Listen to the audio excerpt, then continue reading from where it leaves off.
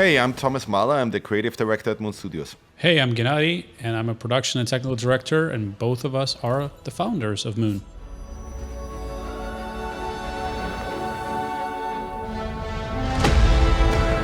We are working on our new project, which is called No Rest for the Wicked. It's basically just my dream project, right? It's the action RPG that I always wanted to play and wanted to play for 20 years now. We're trying to create one of the best combat systems on the market. We also want to completely change how exploration is done, right? That you're not just walking around on a randomly generated flat plane.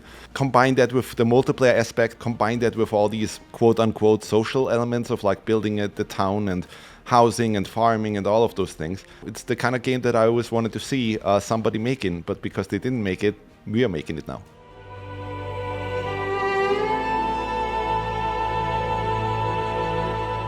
The big thing for us to tell people is that the more you would look into No Rest for the Wicked, the more you would understand that what we're trying to do is kind of create our own mix. So we will look at any particular genre and we would take the elements from this genre that we are excited about. We put it all together into one game and then we iterate on it. So we might take, combat inspirations from the Soul series, Monster Hunter, animation commit-driven combat, but also fighting games, things that have combos, things that have special moves, and we try to make it and tune it in our own way. Then we look at things like exploration, interconnected, multifaceted, dense level design that encourages retraversal and discovering the world. So it's really not one game in particular we're trying to necessarily follow.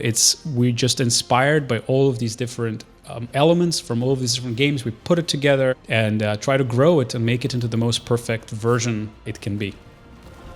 No Rest for the Wicked is coming to early access on Steam on April 18th.